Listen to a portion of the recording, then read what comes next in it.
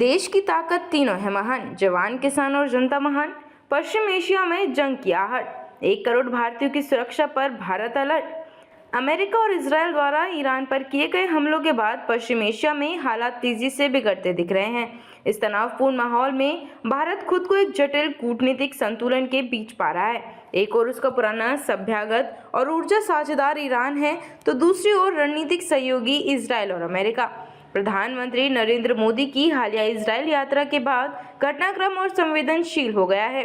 संयुक्त हमलों के कुछ घंटों भीतर ईरान ने खाड़ी क्षेत्र में अमेरिकी ठिकानों पर जवाबी कार्यवाही की, जिससे क्षेत्रीय तनाव और बढ़ गया। विदेश मंत्रालय ने बयान जारी कर सभी पक्षों में संयम बरतने, तनाव को और न बढ़ाने तथा नागरिकों की सुरक्षा को सर्वोच्च प्राथमिकता देने का आग्रह किया।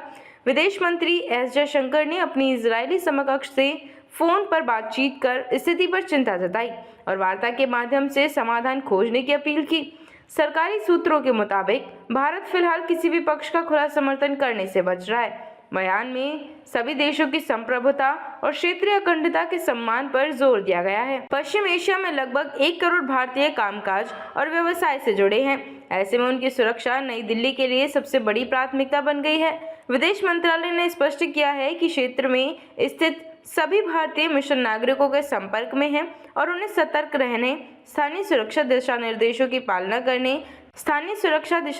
का पालन करने तथा दूतावासों से संपर्क बनाए रखने की सलाह दी गई है। हवाई क्षेत्र के आंशिक बंद होने और बढ़ते सैन्य तनाव के कारण संभावित निकासी अभियान जटिल हो सकता है। एक सैन्य विश्लेषण के अनुसार आने वाले 2-3 दिन बेहद अहम हैं।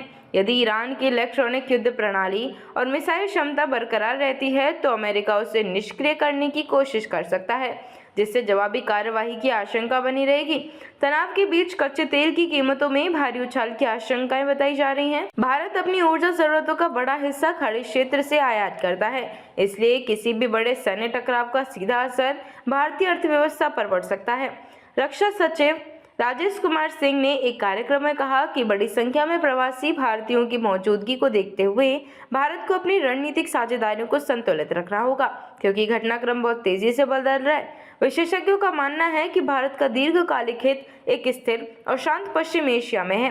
भारत के संबंध केवल ईरान या इजरायल तक सीमित नहीं है, बल्कि पूरे खाड़ी क्षेत्र के साथ उसके गहरे आर्थिक, ऊर्जा, भू राजनीतिक और प्रवासी संबंध हैं। ऐसे में नई दिल्ली की नीति फिलहाल स्पष्ट है: संयम, संवाद और संतुलन।